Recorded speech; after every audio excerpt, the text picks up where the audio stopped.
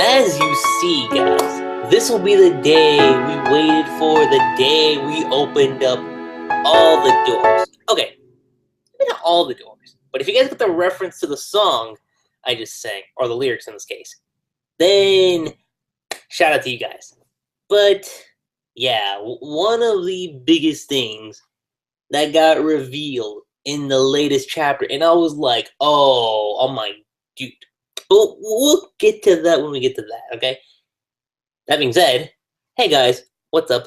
LuckyRave is here today to give you guys another Tokyo Ghoul podcast, and what perfect timing. I just want to say that right now. Like, because the last podcast I did was like a couple weeks ago, and I forgot to mention that I was gonna be out of town, and then I come back, and the chapter, like the way how like the latest chapter was, I was looking at it, I'm like, whoa, okay, like that's too perfect. Like it felt like very good timing to come back and say, all right, the podcast is coming in. But as you guys always know, I can't do this by myself. I have a special friend / special guest with me today. Go ahead and introduce yourself. Yes, it is I, SPARDA3g, once again back for more podcasts, and it's been a while, but it's going to be well worth it because we got 2 chapters to cover, I think, and those 2 chapters were very, very special.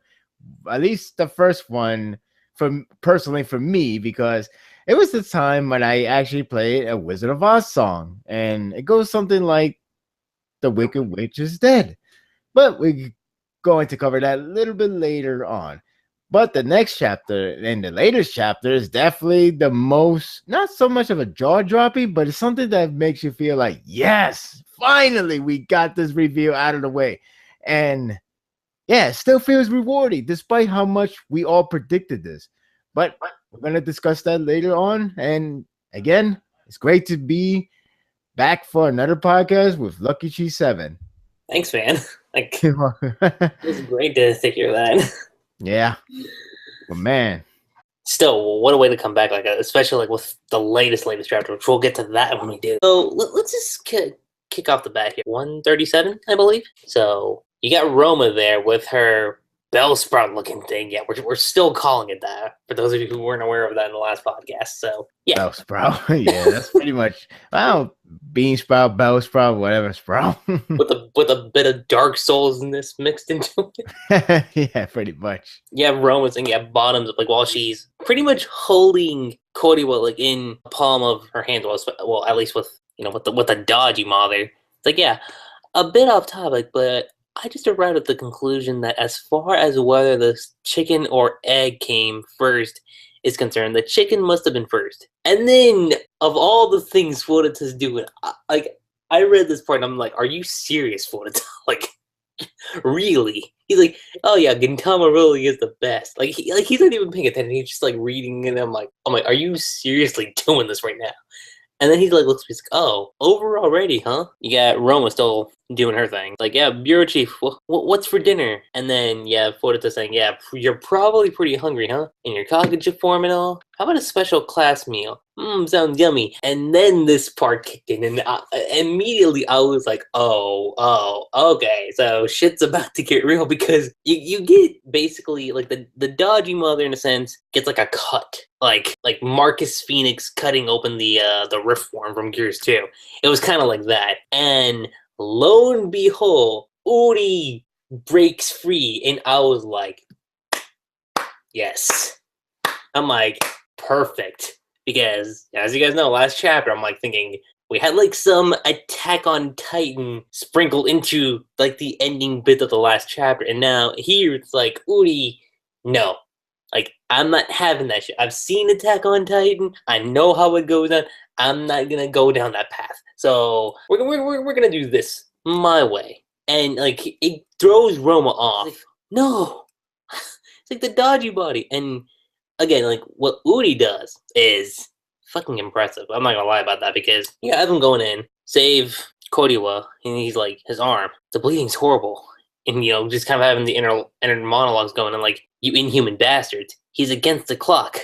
That's right, calm down. And then he also kind of remembers, like, wait, Like, because what happened last time was the fact that he went, if I remember correctly, he went half Kakaja, right? Or was it full Kakaja? I'm trying to remember. You talking about Urie or you talking about Roma? With Urie. Urie. Right? Yeah, it's like what you call it? What's that term I'm looking for? Frame unlock stuff. Yeah. Like it's similar to what happened from the last. Not exactly like not out of control, which he's trying to prevent himself from doing, which is why he's learning more and more to control his like upgraded version of his Kagane and the Kagaja, I guess you could say. I mean, yeah, that's pretty much that's what we're seeing. So yeah, it's great to see how much he's so far developed so much, but like to begin with, I really find it funny when Furuta is just talking about how Gintama is like the best, and I was like, okay, if he wasn't a villain and he wasn't such a prick, I would actually like this character so much right now. Right? But it does explain where his crazy tactics, antics, and all the other craziness comes from. And it makes sense now. Everybody, just remember, Furuta's craziness just comes from Gintama. Yeah, Gintama is the root of all evil, everyone. Just remember that now. So now we know. It's good to know. But I just love that scene where Urie just freaking cut open the Dodgy Mother like nothing. It was just so awesome because it's funny how the last chapter from that part, everybody was like complaining about, well, not complaining, but they were like, damn, this guy just stay getting pummeled with left and right all the damn time. And that's true too. But like he does have his moments beforehand too. It's just that recently he has been getting beat down left and right, only because he's so preserved with his motions and the fact that everyone that well, not everyone, just that guy, just with Donato, just take a good advantage of his emotional breakdown. And it happened. And then he went to lose his frame. And the fact that he's pretty much a ghoul, more sense than a human at this point. So now that's why he's like so powerful. And, of course, he's going to be like still around and awakened, even getting eaten inside by Roma, which makes sense because it's like, okay, here they assume that they're dealing with another human that just have a Kagaja, the Kagane, like pretty much like a normal Quinks, right? But they didn't know they didn't know that Urie was like already at the ghoul stage, which they are like more stronger in sense of everything, the body, the Kagane, and all the other stuff. So that's why he like breaks free, surprises them, and the worst part for her is that he takes out the main problem, which is the Dodgy Mother form. And once you get rid of that, you just got Roma, which is pretty much like remove one S or maybe two S even, and there you go. You got an easy win now. Now you just have to kill her. That's it. That's all you got to do. All you have to do, which is great because it's like the series doesn't base on power level, ranking level, whatever. There's no over 9,000 mumbo jumbo. It's just about how clever you had to take out that opponent. It's like Dark Souls. Oh, this boss is so damn powerful. I think it's impossible. No, it's possible. You just have to be clever. You just have to be sneaky. You have to be crafty, in the way you have to defeat your boss. So in this case, it's like, oh, you just ate me. But guess what? I'm still around. So I'm going to slice it open. And if I take it out, you should be easy as hell. That's one of the things I actually liked about that, too. It just showed, like, the strategies that Urie actually supplemented when it came to defeating at least the Dodgy Mother form. Right. But that's all you need to take out because that was the main problem. If you don't take that out, then you probably would just lose. Right. So, but yeah, I was just like so relieved when I saw that, and I was like, "Oh yes, finally!" Good. And yeah, it was like the perfect timing to tell all the naysayers. So yeah, I was like really hyped up when I saw that, and then just better and better for each passing panels. And then like one good thing, Rio did kind of get back up and going for the attack, and of course you have Roma trying to surprise attack too, but Urie's not having that shit. He's like, no. Like, I know what you guys are doing. And they're both going in for the attack. But Urie, oh my god. Like, what he pulled here with the shield? Oh, man. Yes. It finally comes it comes to a full circle in some way because this has been one of the development that has been hitting so long, especially how his character works out. It's actually it's very fitting, and it's like you don't need to be said, you don't need to be told. You already know beforehand. You already know from the flashback. You already know how he feels about his friends, his comrades, or and the family in the last chapter. So this part like really contributes the entire momentum of his family, and it's like, damn, that's so fitting. And it's like he has a sword like Kagane for a while, but it's like around the time he was like all about himself, all about what he wants, pretty much even though he hid the emotion about his family, about his friends, it never really, it never amounted to a moment that he should open up to them, to the point that he should really thought about them like something that he needs to protect. So when he finally realized that, when he finally opened up to that, that's what he's like, he got the shield. And that was like just a perfect way to give him that moment. And just like, yeah, that's just made it so much better. It did, right? I was like, oh shit, a shield. I was waiting for this, something like this. Like, I know some people are like, well, that kind of came out of nowhere. I'm like, well, not necessarily, because, and I always say this, like, go back and look at some things, because it's pretty easy to miss some stuff in like the chapters for Tokyo Ghoul and for Tokyo Ghoul Re. I mean, it happened to me the first time around when I was just reading through Tokyo Ghoul, and when I went back, I'm like, oh shit, look at all the stuff that I missed. So don't feel bad, like if you guys actually miss stuff out like that, because it's stuff like this, like, because again, Ishida, I don't know how he does it, but like he subtly puts these small little moments in. And like when you get to that specific moment in the chapter, or a future chapter, if you will, and it pays off, you're like, whoa, like I cannot believe this actually happened. And once again, like Ishida just proves it once again with the shield.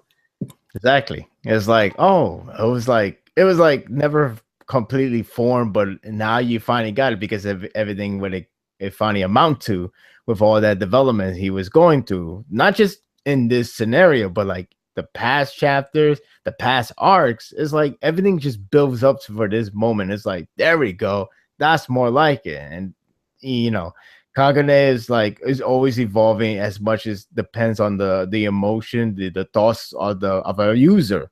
And again, like Urie is at the point that he's pretty much like a ghoul, so he could form a stronger one, and he could form a like something that's been what his attention, his mind, and that's what it's based on. Like he has a sword and shield. He's like a knight. He's like a knight. He's like a silver knight for his friends. It's like a protector, and it's a fitting metaphor. It's a fitting theme of his character. Can we say he is the Dark Knight in this sense? Well, he's going to leave, so maybe that's kind of I don't know. Maybe that's why that guy was like, please help me. You're the Dark Knight, right? I mean, you never know. But yeah, it's funny because Rio and Roma are then like a shield, and like Urie's ready, and Furuta's still there, just like reading through. I'm assuming it's Shonen Jump because Gintama's in there, and he's like, right. Oh yeah, how interesting. Maybe he's reading one of the latest chapters, which is pretty interesting. Depends which volume he has, but I can't say. Watch it be 693. But yeah, like it's like they're still going in for the attack, Roma and Rio. Urie again does what he can, and it works 100%. Like Rio gets sent back, and he's still trying, but Urie's like, no. I know the kind of shit that you're pulling, and it's not gonna happen. Like even Roma's like, what? Like, is this shit actually happening? Like even Furuta's like, well, oh. Wow. And the next page, as soon as I saw it, I was like, damn. Holy shit. All for broke. That's what I say. Roma got decapitated. I was like, please do not reattach. Yeah, right? Yeah. I mean, there was no Noro, so yeah, she was pretty much done there. Mm-hmm. And I know some people were like, so we're not going to get a reunion between her, Kaneki, and Tuck. I'm like, I don't think that was the point of why she's still alive. No, that was never the point. No, it wasn't. It wasn't like it was never built up for that moment. It was never built up for that attention at all. If No, anything, that would be reunion. It would be Uta's, but not her. no. I mean, sure, she's the founder, but even She's then, the founder, but that's the reason why we are now seeing clowns, period, whatever you want to call them, because of her. It was all her damn fault, but the damage is done. Even if she goes away, the damage is done. that's exactly the perfect way to put it. Yeah. Yeah, like Rio there, and he's like, well, is it Rio or is it Roma? Which one? The part where they're screaming brother. That was Rio. Okay.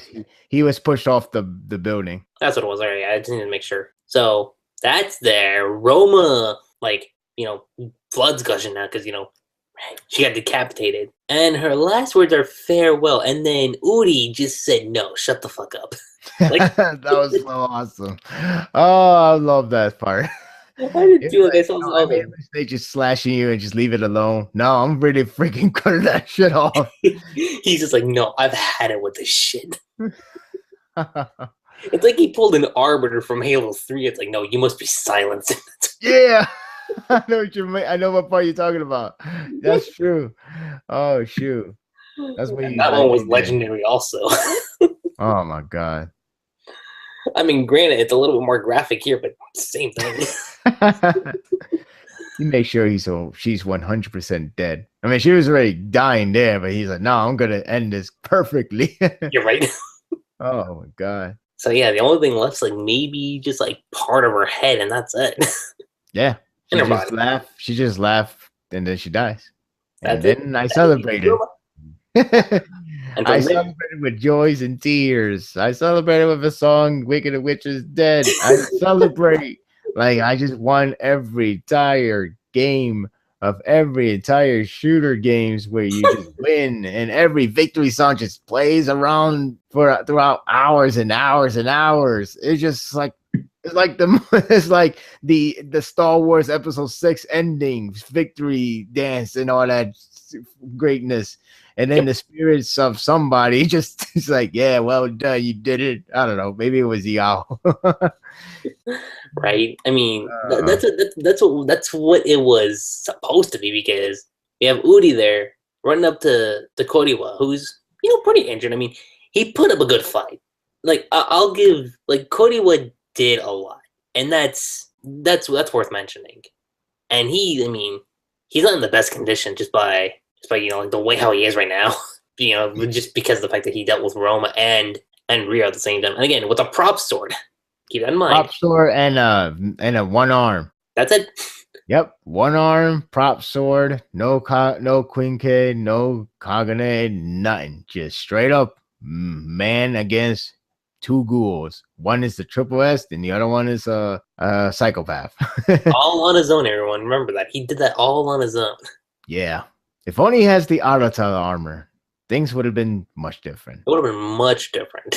Mm-hmm. But yeah, Urie goes there. He's like, look, are you all right? I'll try to stop him. He says, Urie, I always wanted to apologize to you. Against Al, I was at Mikoto's side, and yet I still couldn't protect it. If only I was stronger. If only I was wise. I'm sorry. No, I'm truly sorry. It's my fault. And I don't we've seen Urie break down, but I feel like this speaks a lot, because he says, no, it's not your fault. It's no one's fault. That's right. Back then, what I really resented was my own powerless self, my tiny little self, and my tiny little heart. Too small to hold all that emotion, so it had to shift the blame onto someone else. But now I'm grown. And it's funny because you see this panel, and it's kind of similar to Kaneki in a way when you look back at it, or I guess you can even say with early Tokyo Ghoul with Sasaki. Because when you had that thing with Sasaki, and you had the little Kaneki just holding onto his collar, not collar, but the tie, telling him to protect the enemy. It's not the same thing, but he's essentially holding his younger self's hand, and he says he'll hold on to it all. And now it's funny because when you're looking back on it, you're just like, whoa, shit. And I've said this time and time again, but Urie, as the story keeps progressing, just keeps developing into not just a very interesting, but a very a great character. And that's the thing, because when you're starting off Urie, he's a piece of shit, and I've said that time and time again. He's he's the definition of a character that you're supposed to or chose to hate him because of his attitude, his personality. But the more you see him develop, the more you see grow up, the more you actually start to like him or help And you put in your emphasize with top them 5 too. favorite characters. This is the one that's done right. I know another series that's tried to do it, but utterly failed. But I'm not going there. I'm tired of that. Go on. I know exactly what you mean, but yeah, like, and you also emphasize with them too, like, especially like when you get to like this part of the story. Exactly. Like, Yeah.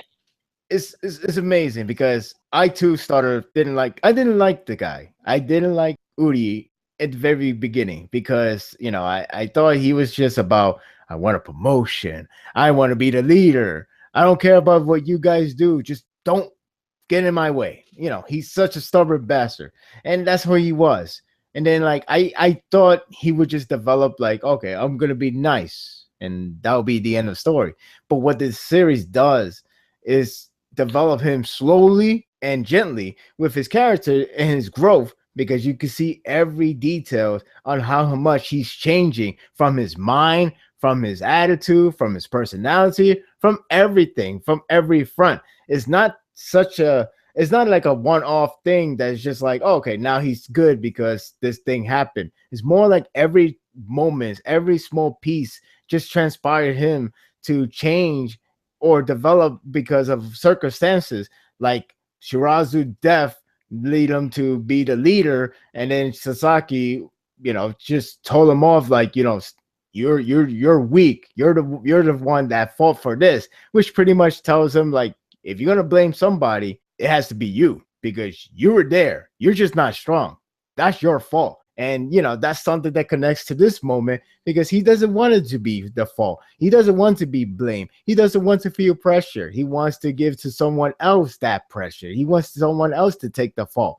So he tried, but Sasaki, even though it was done harshly, he told him as it is. If you're gonna blame somebody, it's your fault because you were responsible for his life in that moment, but you failed. And in now a way, like, he needed that reality check too. Like, I think that was like the big breaking point that Uri really needed. And Kaneki, like, as harsh as it was, like, Uri needed that reality check.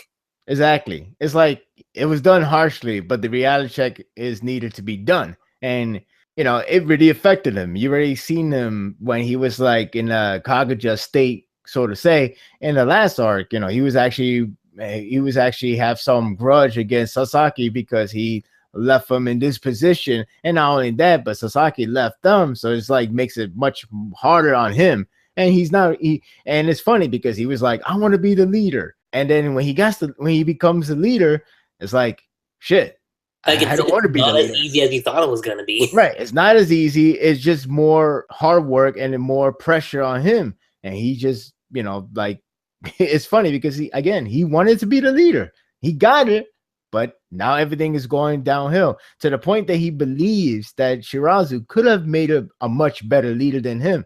It's all debatable, but the fact is, this is his mindset.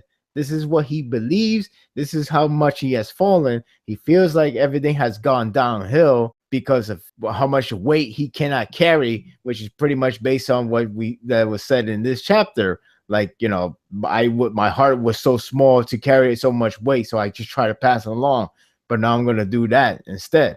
So now he's gonna try to fix everything up, and it seems like when you go follow this chapter and the next chapter, it's like the rewarding system is really hitting him in a good way. Even though the very next scene is actually pretty tragic, but that's what life happens. It sucks. Yeah, right. So. I mean, since speaking about that next scene, you have Uri like finishing up by saying like, I'll hold it all, and then you have Koriwa just saying like, you really are just like Mikata. Then we get the next page, and I was like, oh, I'm like, really? Yeah. I'm like, Ishida. It's like, oh yeah, I forgot. We need to kill somebody. You're next. That's Ishida's mine. Oh boy. Furuta's there, and he stabs him like through the neck, and Like, it didn't help, like, once the blood started coming out, like, from both the neck and from his mouth. Yeah. And, go on? No, I was just saying, yeah, by that point, I was like, yeah, he's done. Yeah, right. Yeah. Like, Urie's just in the moment, he's like, wait, what just happened? And Furuta, can we say he's kind of becoming like Kana? Because he kind of pulls off the same face, too. He's like, oh, what a wonderful edge. Yeah, oh. So I guess damn it. Yeah, right. If only it was like the anime logic where you talk to the person and they're in the zone where they talk, and then when they finish talking, now time moves itself. But Furuta is like, nah, this is reality. I'm gonna stab him as you keep talking. There, dead. Mm-hmm. If only it was like the first part. If only nope. it was like anime logic. Unfortunately, that's not the case. Nope. Damn it. It is what it is, man. It is what it is. But yeah, like, Urie's there, and he's like, special class.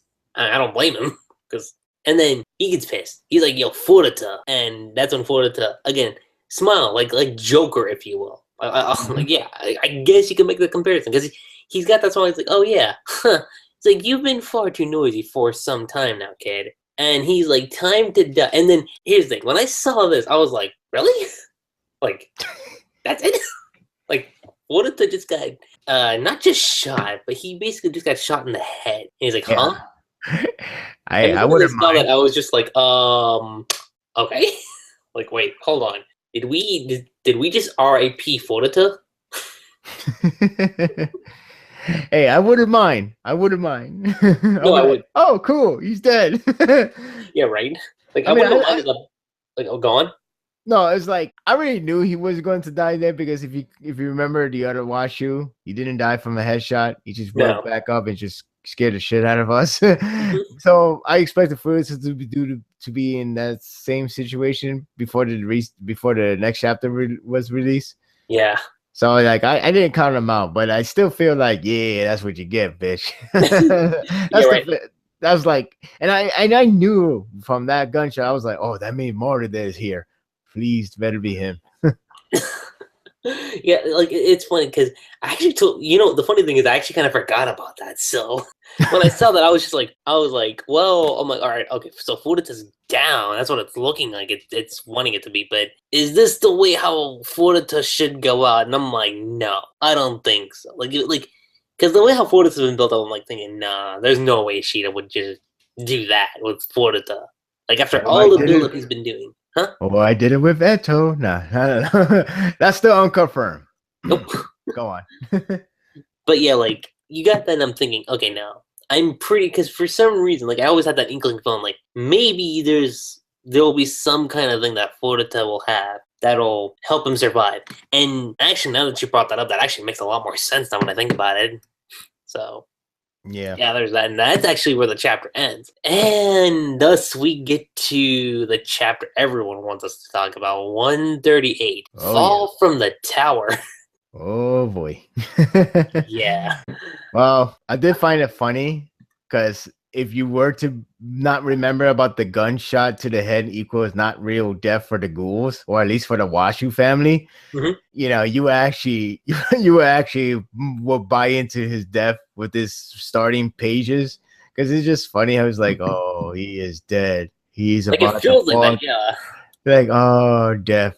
He's about to hit the ground, and he is. Oh, nope. Never mind. False alarm. Yeah, see, that's the thing. Like, because when the chapter opened up, I'm like thinking, oh, okay, so maybe. Oh no, so wait, nope, he's not falling to the ground at 100%. Nope. So who did that? Who dares enter the chief's chambers without permission? And he's like, this isn't a bathroom. This isn't a bathroom stall. Can't just waltz in. And he's like, agreed. And then that's when Marude and the boys show up, and I'm like, yo, okay, like, shit just got real. Yeah, I thought it was just him by himself, but I was like, wait, he got groups? Are you serious? Oh shit, let's do this. Yeah, like, he even said, like, oh yeah, no, this place is even worse than a bathroom stall. And Urie, again, like, still speaks, because if Cody were there, like, his neck's bleeding out, and blood dripping out of his mouth, because Furuta, stabbing him through. Like, yeah, time to flush you. And Marude says, what he usually says, he's like, your fucking head. Then also just going like, yeah, boys, we're taking back the CCG. And I'm like, that's motivational. That's very motivational. Oh, man. And the gunpowder that he used, not gunpowder. I was like, oh, cool. And they're just shooting him. And I'm looking at this, I'm like, all right, I know this should be effective, but it's not going to affect him. I mean, well, you got to remember, these are special bullets, though, so they will affect them. Right? If it was a normal gunshot, it would not penetrate at all. I'd be like, that was it. Like, okay. Yep. Keep shooting. I'm like the Dragon Ball Z character where every bullet shoots at me, nothing happens to me at all. Or I could just show it off and grab every bullet and just show it. Yeah, look at that. I grab every single bullet. Drop.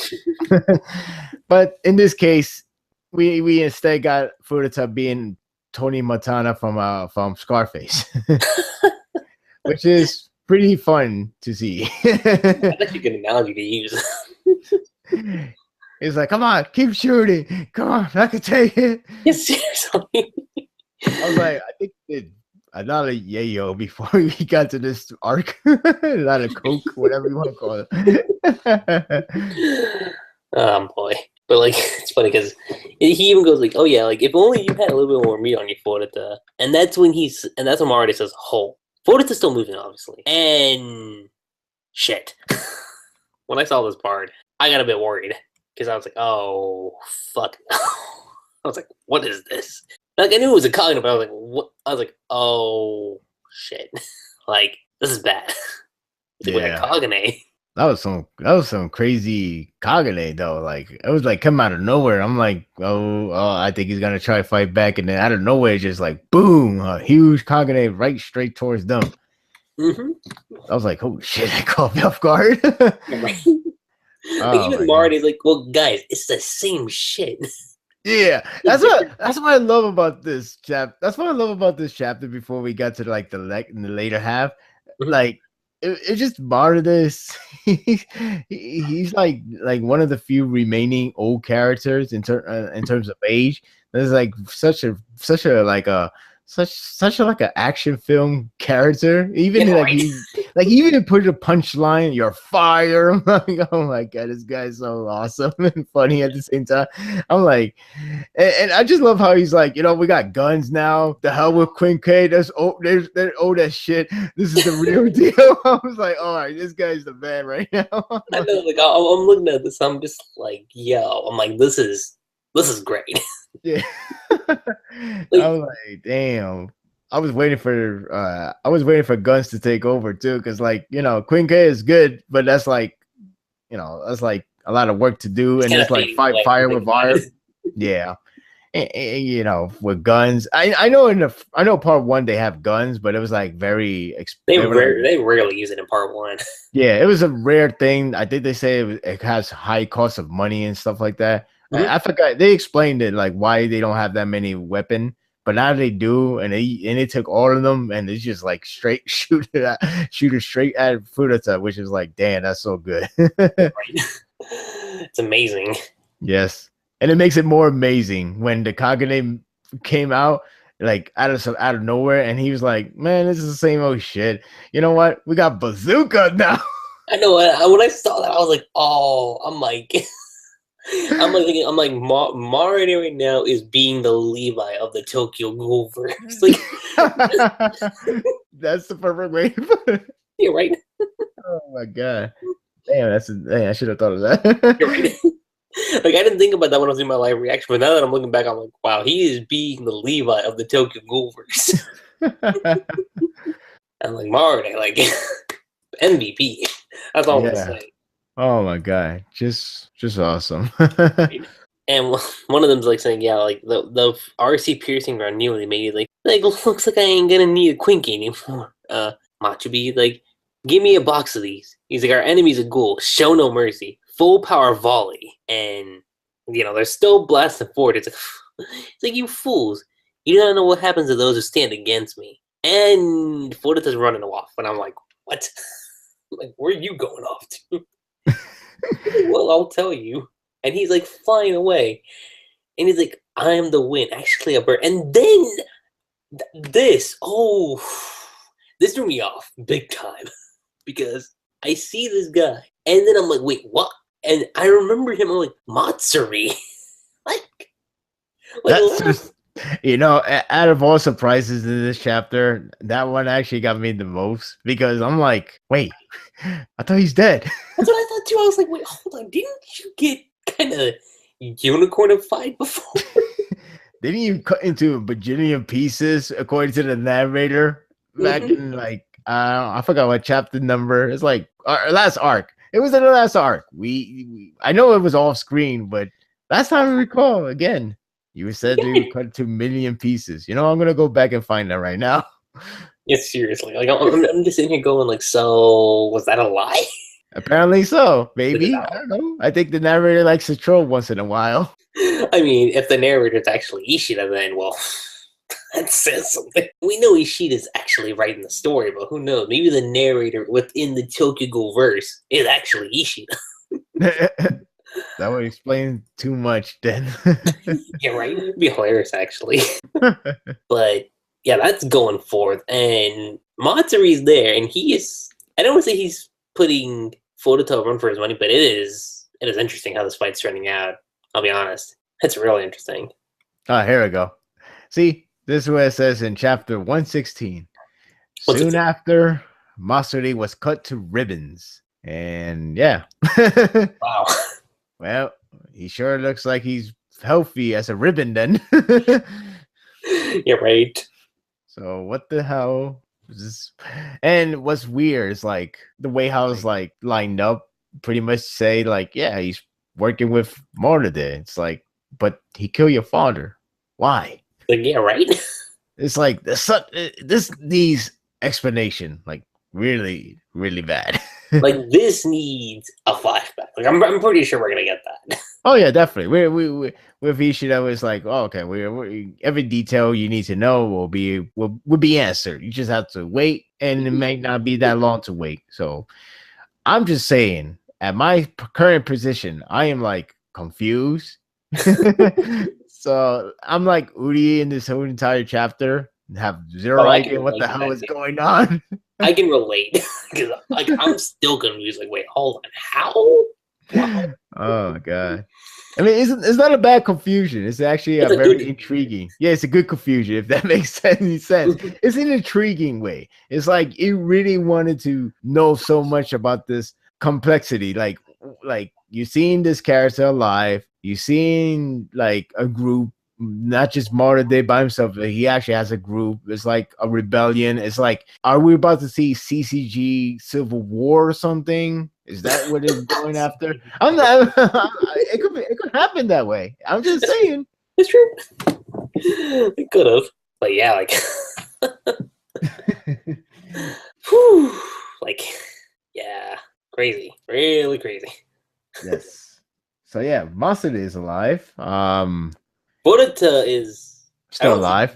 He's not scared, but he's like, he actually grits his teeth while this whole thing's going on, and I'm like, wow, like that's a first. Well, yeah, like so many crazy shit just happen all at one go, and he's like, "The hell?" He's like, oh shit.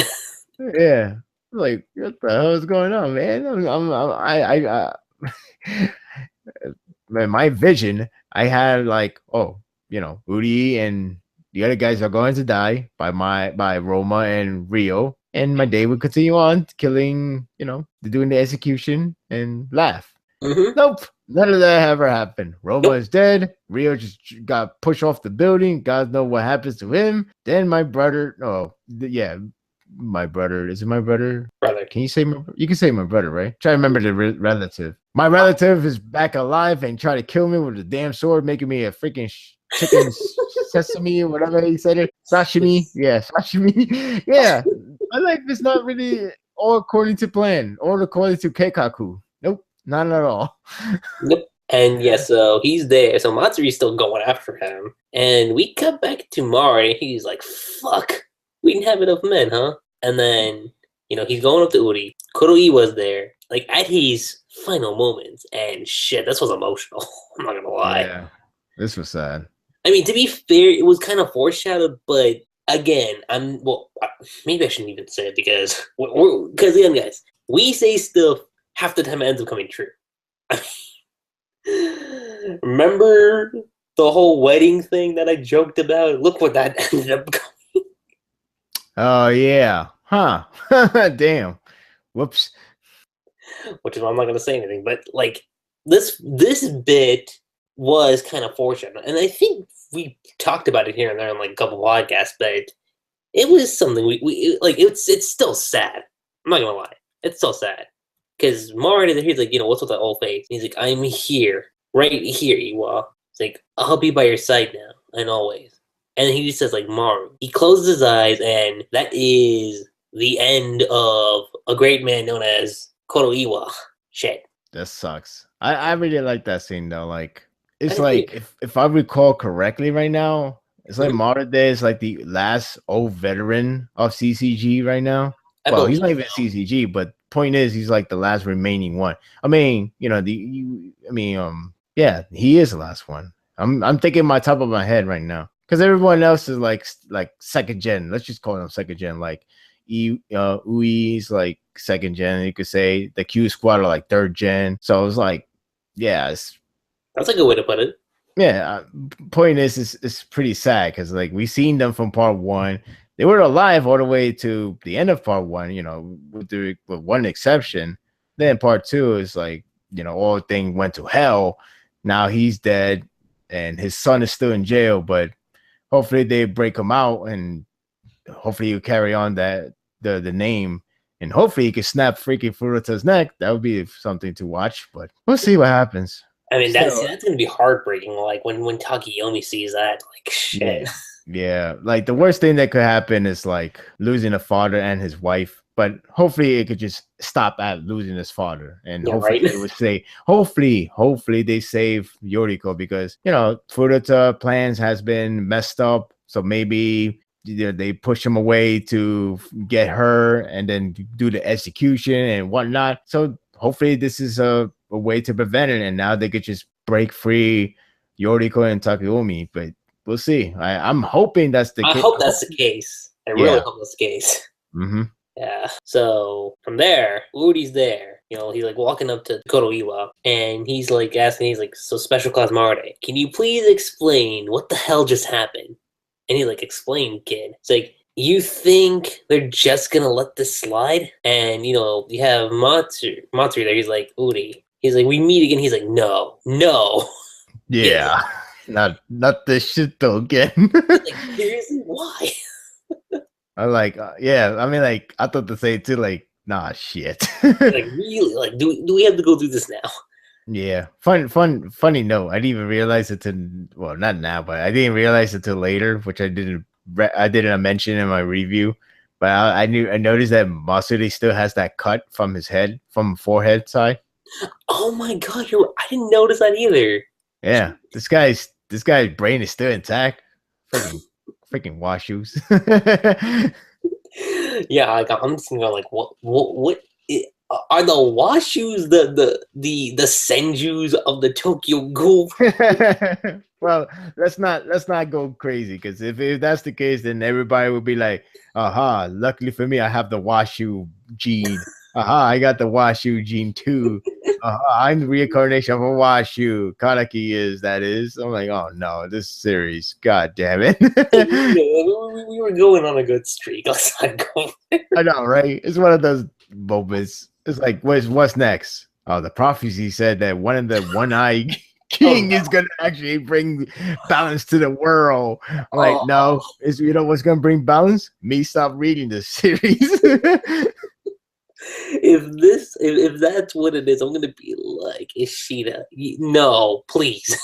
No, please don't do it. Don't give me the prophecy mumbo jumbo. I already had to do it on one series, and it did not turn out. Oh god. Well, let's not jinx this too further. Right. But that's going on, and he's like, "Say, what are we gonna do about that barack back there, Mr. Terrorist?" And like, here we go. Yeah, this. Okay, he's like, "What in blazes are?" And I saw the hat, and I was like, oh shh! I was like, Scarecrow's here. Yeah. Which is funny because in the last podcast, you and I said, I don't think he's going to show up. I remember we said that. We were thinking, we were like, I don't think he's going to show up now. I know. I said that, and if anything, he would probably show up at the very end, but this ain't the very end. So, I know. I remember I was thinking, are we at the very end now then? I was like, no, we're not, but holy shit. This is it. Scarecrow is here. And I haven't turned the page yet, but yeah. Yeah, so Scarecrow's there, and I'm just thinking, oh shit, like this changes everything. Oh my god. Like I'm sitting there going like, oh, I'm like, what's he doing? I'm like, and then see the funny thing is, because I remember in the last podcast I stated, what if he goes to Urie? Well, damn. What a guess. He goes to Urie. I honestly thought he was gonna approach Kaneki first and then everything else later, but he actually approached Urie. That was just a wild prediction I threw out there. I know. So hold on. Let me see here. Kaneki and Toka hitting the sheets, the prosthetic hand. Okay, let's stop there. We all know there.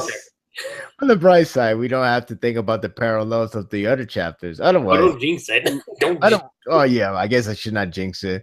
I mean, like, although, if you want to say anything about the parallels, I'll get to the next page and then I'll say it. But which I think we should get there. So next page is actually the final page, and we see essentially PlayStation signals, buttons for the dialogue. It's an X and a square, and I was like, huh. And then he's holding up a sign, and oh my god, and in my reaction when I got this part, I was like, oh shit. Yeah. I was like, oh shit, because he's carrying a notebook essentially, and it's basically says this: I am Hideyoshi Nagachika. And then when I read that, I'm like, oh, fuck, the legends were true. The legend was true. It's the long term series theory that we have been all speculating for the longest. And we finally got a confirmation in this chapter. Much like in Game of Thrones, where everybody has that one major theory that has been confirmed now, we got the same thing for Tokyo Ghoul. Mm-hmm. Funny timing, but yeah. and remember, guys, this was actually one of the very first things that SPARDA and I actually talked about on like the very first Tokyo Ghoul podcast. So we've been talking about that for months. Yes. And shit, like it's funny when I think about like. I hate looking back to other series when I look at moments like this, but looking at it from like Naruto, like remember with the whole Toby reveal thing, like it was kind of cool, but when you think about it, it's like, well, how does that make sense? And it's the total opposite effect over here because it's been built up and you can see it just based on how Ishida not only has been writing the story, but how he's been executing it too, and he uses Scarecrow like very frequently in like these small instances, like when he was helping out Kaneki during the auction raid arc. And then again, my biggest hint to him being Hide was when he went after Amon and he just said Agumon. And I remember one of the few things I said that I noticed was the fact that he kind of has a scar on like his neck. And I was thinking like, well, where did he get that? And then I remember you mentioned that like Hide was a terrible artist. So when I looked at the mask, I'm like, oh my god, like that's actually very bad. Like the drawing's not that good. And that's kind of when I started putting two and two together, going like, it's got to be Hide. Like there's nobody else I could think of that like, especially like just being in the shadows. And Hide's brother. No. But yeah, like so when I was putting all those pieces together, I'm like, yeah, there's nobody else that you could think of that could be Scarecrow other than Hide. And this is important because what happened in 136 of the original Tokyo Ghoul? What happened in 136? That's the very last time you saw Hide. And who was he talking to? Kaneki, right? And after that chapter, it's like, what happened to Hide? Now, granted, you could see it's not exactly the same chapter number, but still, it's very close when you think about it. And when I looked at it like that, I'm like, oh shit. Like, Hide's here. And wow. speechless. It's funny because we predicted this, and even if it's like not a total surprise, it still feel rather surprising in a Right? strange way because I guess it's like yeah we got a confirmation, but it just feels so not only like yeah it's such a relief, so rewarding, so satisfied, but it's like damn it's really true. Right? We got it right. And not only that, but this starts to make a lot of sense now. Hmm. And like it's funny because you remember where Kaneki was getting his ass beaten by Takizawa. He's the Right. one that put the mic on, so everybody realized, oh shit, Kaneki is getting beat up, and the only one that reacted quickly was Hinami. Yeah. But that's the thing. It's like he helped them. I was like, huh, he helped them. And then you got the scarecrow rowing the boat away from the item. Pretty much that's why you got like other characters. That's why Marude was there. You know, he knows that's the location they're gonna go. That's the location of the Ogiri.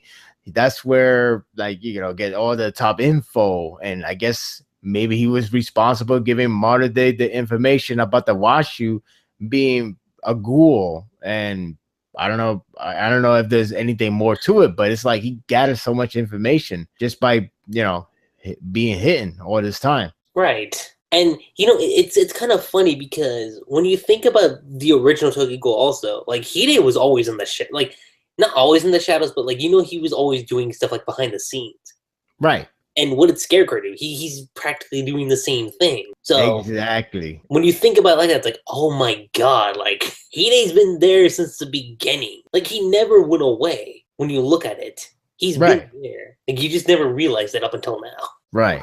That's what makes it like that. That's why it's like it makes the most sense if it was him. And like again with the part when you save Almond, it's like it's something that he would do. Like there's no Kagane, no weapon fire, just a smoke grenade, flashbang, whatever. It's pretty much like he's like not a fighter. He's nothing like that. He's just a sneaky guy. And yeah, that's all he is. And he's the one that always get the info that surprises everyone else. Like if you go back to part 1, he's the one that somehow managed to track the Ogiri or track Jason to the lookout. And it was like, oh, so that's how it works. Like, damn, he's really good at this. So if that's the case, then that would be like fitting for him to be like, oh, maybe he could be Scarecrow. If he is not dead, that is. But again, it was left interpretation what happened back with Kaneki and Hide, the last meeting. And Hide already knew that Kaneki was a ghoul who had this whole craziness behind him. He already know the whole story behind him. But like I think it was always first hinted that he was always this crafty. When if you remember when Nishiki first introduced and fought Kaneki the first time, when he was approaching to Hide, he was like, wait, he seems like he's not really down and unconscious. He looked like he's still awake. Is he lying? Yeah, So I pretty remember much that. Yeah, so pretty much he's always been, like sneaky. He's always been the guy who he's like the best, maybe not secret agent. You could say secret agent, but one of like I don't want to say assassin, but basically you would never notice that he was there, or you would never notice you being tracked. Right. He's that good. So part 1 gave you that idea, so it makes sense if part 2 someone else to do it, it would be Hide, but it would be under a mask. And in this case, Scarecrow. What's still mystery is how much damage he's in. That's what I was about to bring up. Like, yeah. It's like, okay, yeah, we know it's Hide, but it's like, okay, yeah, we know it's Hide, but we haven't seen his face since part 1. Mm-hmm. That's the important thing. And, the other big thing about Hide, which always kind of got me intrigued about the whole Scarecrow theory thing, was the fact that because it's like, okay, like Hide kind of disappeared at the end of part 1. Yet every time, and I've noticed this specifically when it came to Kaneki's character, Hide would always get referenced. And I always wondered why Ishida would do that. Like, it's like, okay, like, Hide disappeared. And, I understand that. Like, that was Kaneki's best friend. And in a way, like, Kaneki thinks that he is essentially dead, if you will. Because he doesn't know where he is. Well, did Kaneki ever come to the conclusion that he ate Hide? I'm trying to remember, because I don't think that's the case, right? Him eating Hide, you said? Yeah. All we know, he took a bite because I remember it was just like a sound effect, like chomping sound effect. Yeah. But we don't know where exactly he ate them at. Like it seems, it highly suggests it's in the neck and upper region. Right. Because here's the thing, the X and square. Like I know in the chapter released from the manga string guys, they didn't translate note on it, but when you really look it up, X and squares actually say no mouth or can't speak. I think it's more of no mouth, if I recall correctly. So Oh, wow. therefore, if it's no mouth for real, then that means he may not able to speak very well. Because there is that one hint from back with Almon.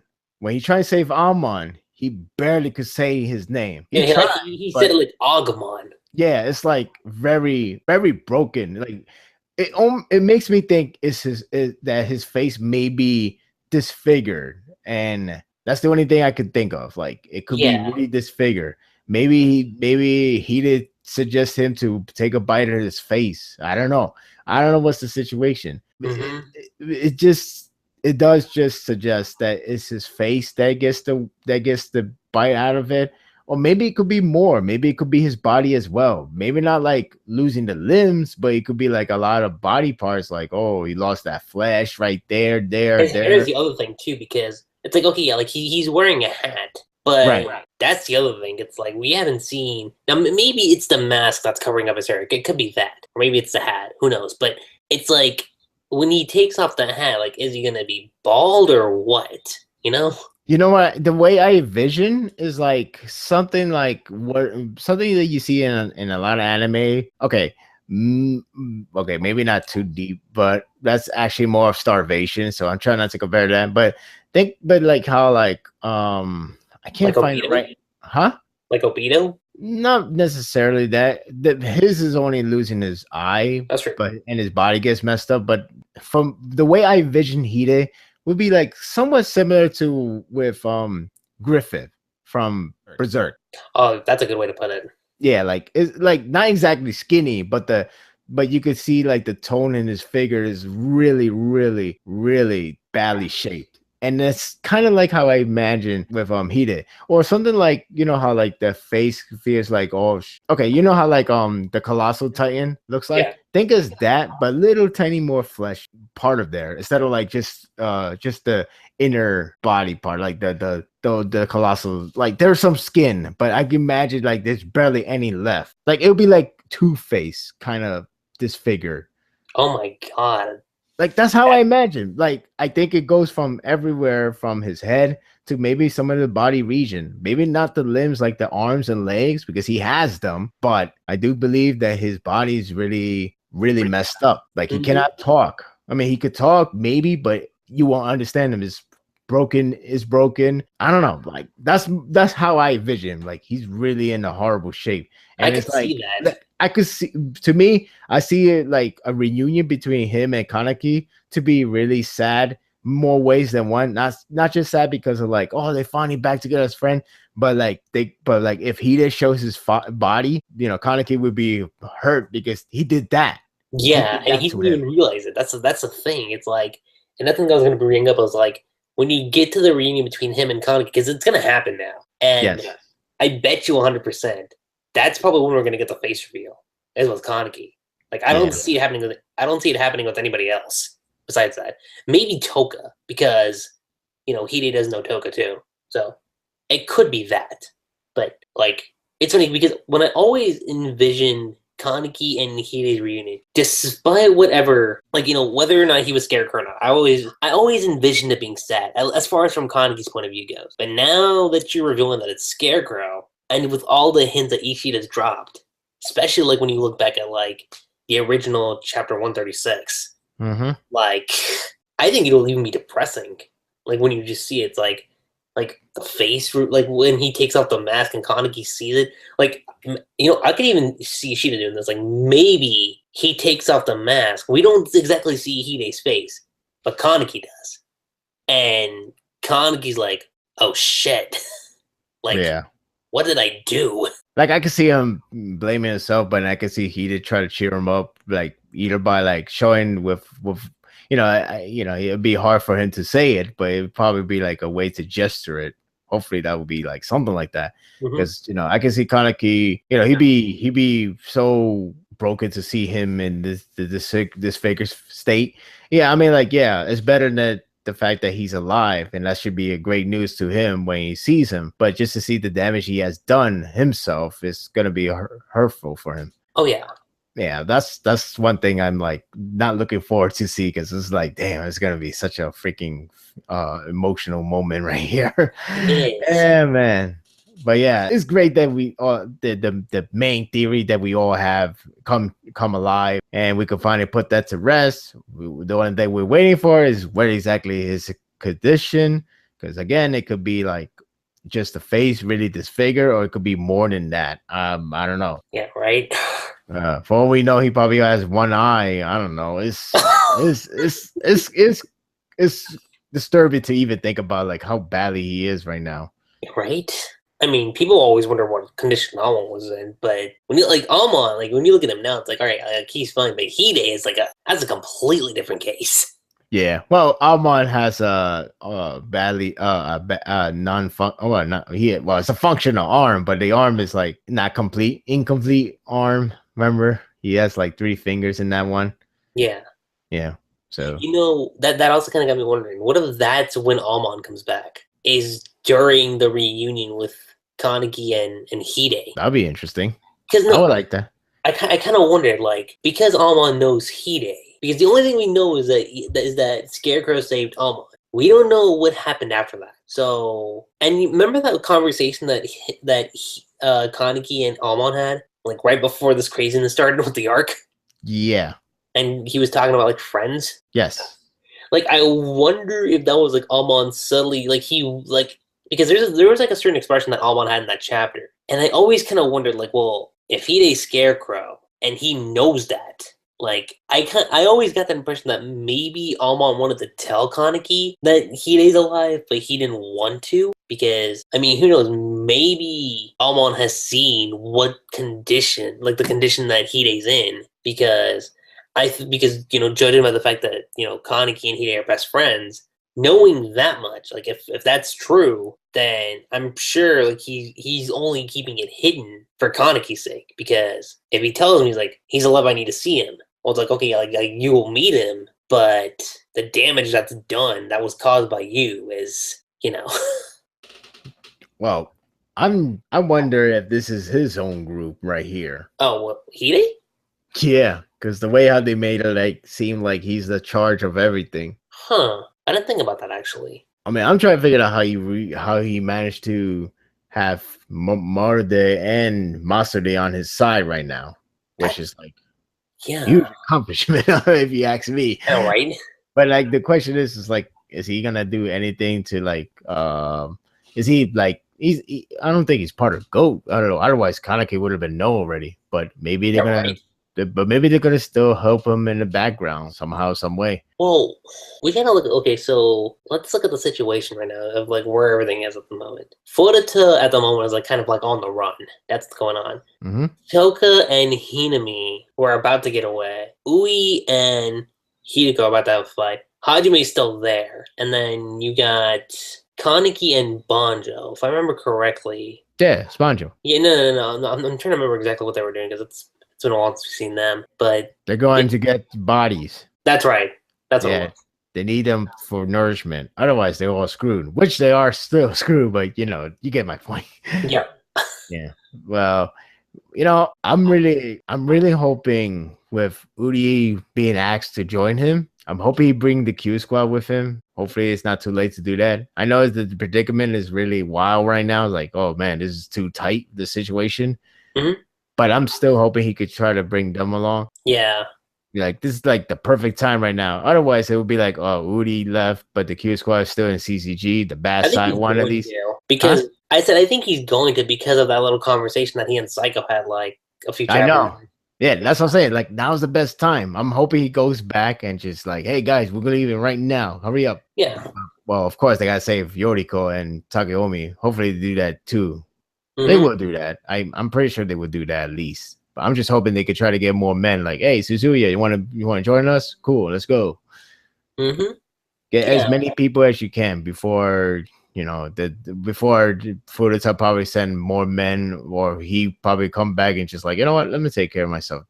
Now, you see, the other thing is like, if you look at it like that, then Hide is gonna go through a lot of accomplishments. It's like, not only did he bring back the the QS squad, well, aside from Mutsuki because psychopath, Can't So trust him. Can't trust him.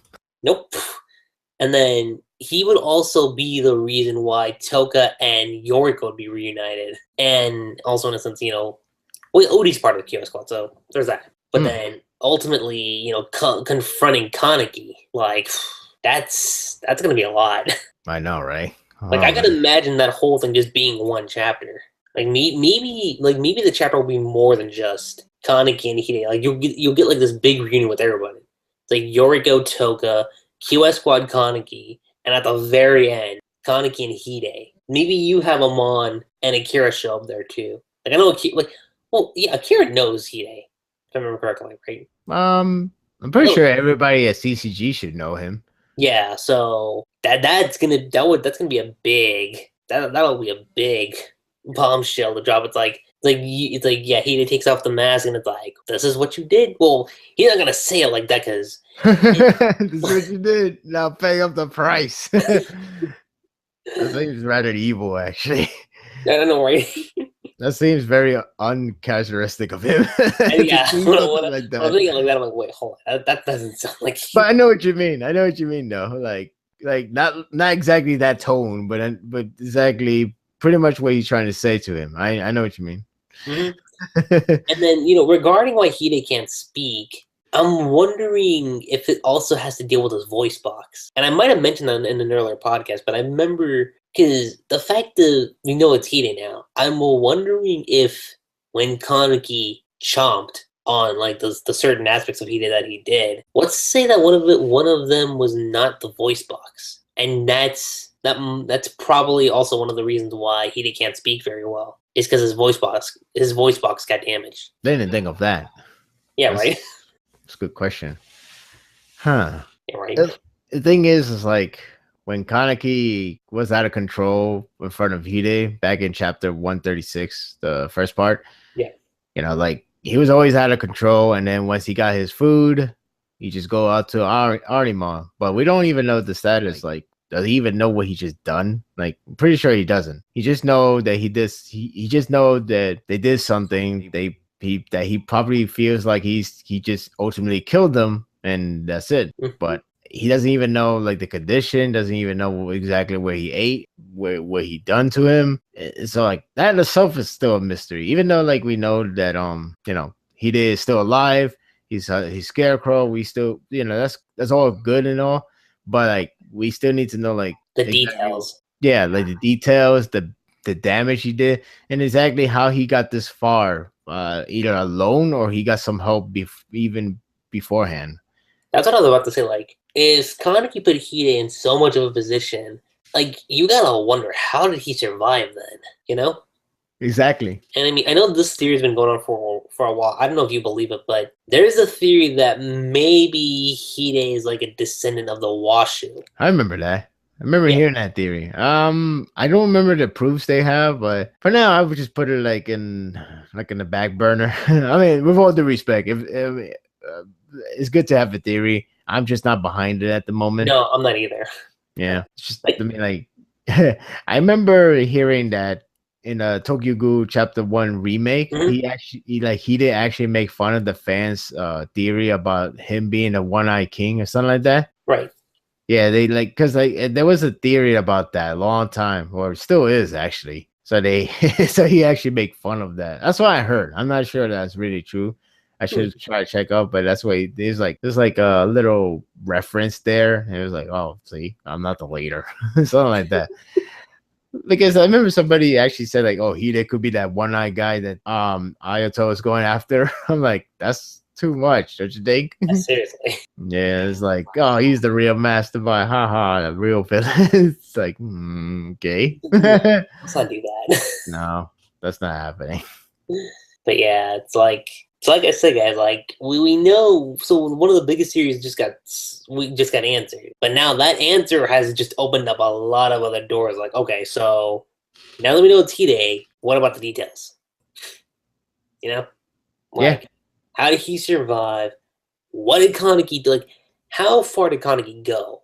Like we know that Kaneki was like in his Kakuja form, if you will, or like no, not Kakuja. He was in Centipede mode, if I remember correctly, right? Or like in the stages of it. Yeah. So shit. I want to know if he's working alone. It seems like he is in terms That's of a the good group. question, actually. In terms of group, like I feel like he's gonna still do this until the time is right, maybe. That's possible. Because otherwise he would have been joining along with the GOAT, unless he's planning to do it now. But maybe he's still gonna do the behind the dark scene. But Urie's gonna be the helping him out this time. Like, what do you want me to do? Like, sneak attack, know where to go in the CCG headquarters. What? Give me the info. I don't know what they're gonna ask him to do, but just pretty much have him to join them again. I don't know where they're leading to. I don't know where they're heading to. I don't know where their goal. I'm just, I'm just expecting details soon about the whole thing, as well as if their motivation is to join the GOAT or just continues to be behind the scene. Right. Whew. One thing is for certain, though, with Hide being around, that means season 3 is no longer possible. I remember, yeah, you told me about that. Like, yeah, we kind of had this discussion in the live stream. I remember I was like, oh, yeah, you're right. Because if you guys recall, in Route A, he was pretty much, what's the right word I used here? I guess murked. Sure, let's go with that, I guess. Or decimated. I would say that. Like, he got owned pretty much at the end of Oh god! Like his life force just withered away, and it was like, yeah, nope. Like Hide is gone. Unless you say that's a clone, then okay. It'd be funny. It's not Hide at all behind the mask, even though he just called himself Hide. Maybe he just want to be maybe he's the biggest fan of Hide, so he tried to mimic him. Maybe that's the plot twist. I don't know. Oh boy, that I would be like, really, is she? I'm like, you get aside and say, nope, I'm not actually Hide. I am a Washu. Like, oh, really? Well, thank you for telling us that. Oh man, like, it's funny because usually we get worried when it comes to Tokyo Ghoul. And granted, it's something worrisome did happen, like Koryu died, and that's sad. That really sucks. Okay, but Ishida did something this chapter, and it wasn't the fact of like something was hopeful or something was like sad. This was something like, and we've been mentioning to start the entire podcast, that's been going around with the Tokyo Ghoul fandom for a very, very long time, and it finally got answered. After so long, we finally got an answer. Yep. With more questions to ask. Well, yeah, we got that too. Yeah. But well, it's the price we pay every day. One step at a time. We may get something next chapter. I'll say that. Unless we're shifting away to something else, which I'm hoping is not the case. Well, we do need to know what's the update with Toka. Just saying. That's true. And Kaneki. Actually, that'd be interesting, actually, if like the next chapter we just went to Kaneki. Like immediately it's like, oh, shit. Yeah, because we haven't seen Kaneki in a little bit. It's been somewhat of like how many like I want to say 4 chapters maybe, unless I'm getting my info wrong. Well, we're in 138, right? Yeah, I think we need 5 chapters. 5 chapters. Okay, that's what it was. 5 chapters. It's been a bit. Oh Let's boy. see what the next chapter folds. Maybe it will continue off from that. Please help us, Urie, and then Urie probably be like, help you? Why? Oh yeah. Like, if we continue off immediately after this, I'm totally fine with it. I'll be like, fine. We can have an entire chapter of Hide, and I'll be like, sure, whatever. I'll take it. Yeah, pretty much. I mean, unless he wants to go back to Ayato, which we haven't seen Ayato in a long time. He's been a ghost. He's stuck. He has no idea what to do underground anymore. city dealing with the people who can't speak properly. The poor guy. Oh, wait till he gets back to the surface and he finds out that he's going to be an uncle.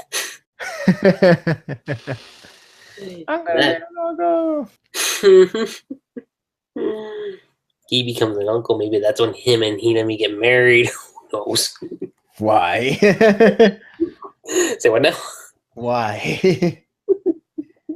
I mean, after everything gets situated. Why? Not sure. Oh boy. I mean, I would say we could go into predictions, but I feel like we've been doing that for most of the podcast. Yes, we have. So as far as predictions, I mean, we pretty much said everything that we had to, and I guess that's actually pretty much it. Like, I don't think there's anything else we could talk about when it comes to the podcast. But no, I'm just saying, like, well, yeah, we pretty much covered a lot of things because a lot of things has been answered, a lot of things has been action packed, and now it all lies in the next chapter, which either continues off from the one we have in this chapter, or we're gonna shift completely focus on Tokas and the situation they're going on with the whole 24 war raid. Mm-hmm. I mean, Ishida could even do this. Like he could probably do what happened with the whole Ayato thing with the Underground City, where it begins with the Scarecrow stuff, and then we'll like shift away to like maybe Toga, and then maybe end off with Kanagi. It could be something like that. Could be. I feel like we should get a progress report on Muski against Yomo. That's right. Yeah, I think we need a progress report on that one. So we're probably gonna see that. Well, yeah. Well, we'll see. Probably, yeah. And I don't know how the next chapter will start. Like I said, it could either stick with it or we're gonna shift focus back to the 24 war. And maybe we could get a detail still in the next chapter. Don't bet on it. I'm just saying it could happen still. But like, oh yeah, let me explain my story. Because it's funny how like Urie doesn't know who's Hide. So it's not like oh my god, it's you. I gotta tell Sasuke, or that traitor of mine. There's nothing like that. But yeah, like if this was like if he showed up in front of Kaneki and he said, it would be like, oh, like it would have been a completely different story then. True. Like, he would have been there. He would have been like, oh wait, what? That is true. That's so true, actually. Mm-hmm. And also, fun fact, I want to keep you guys in mind. This is the 6th chapter in the volume. That's important. So think about how many chapters we have left before 13 comes to an end. Mm-hmm. At least 4. Yeah. At least. So yeah, that's gonna be interesting. Time will tell. Time will definitely tell. Oh yeah. And I mean, aside from that, guys, that's pretty much it. Sparta, it was great having you on board again, as always, when it comes to doing these Tokyo Ghoul podcasts, especially this one, because this one, well, what's the right word I'm looking for here? It's probably extraordinary. Extraordinary. Probably, I would probably even say probably one of the more memorable ones that we're probably going to be doing. Well, yeah, it's like I said, the last chapter, 137, got something very pleasing to my eyes. It's like going to a concert for the very first time. It just feels so pleasant. Like, yeah, finally she's dead. So happy. And then you get the whole other package, like him, Urie being fully developed about his characteristic, his feelings for his friends, his comrades, his family, and then it's like and then you ended with a gunshot to the head. It's like, yeah, he's not gonna die from that, but it's so damn cool to see it. And then the next chapter follows up so great with the whole shootout. It's like straight up Scarface, and then you got like so many badass moments, badass lines, badass action scene. It's so damn good. So yeah, and then you of course you got like two parts that pretty much leaves you question. And in due time, we will get the answer. But at least it gives us something to theory, something to make a prediction, or anything that makes it fun when it comes to a normal fan base. So yeah, it's definitely great to be here once again. And I'm looking forward to the next chapter to, potentially be part of the next podcast episode. Oh yeah, for sure. Like I'll say that right now, guys. Like the next podcast is gonna be with the next chapter. Like I'm like, there's no way. Like after what happened with the latest chapter, there's no way that the next chapter is gonna get skipped. Like that's gonna happen. So keep that in mind. Better if be. it doesn't happen, then I'll own up to it. I'll own up to it. Okay, I apologize, but I'll stick to my word and say next chapter, next podcast. It's gonna happen. I promise. And, I mean, aside from that, guys, that's pretty much it. I'm LuckyRave, Sparta3g. and we'll catch you guys next time. Peace.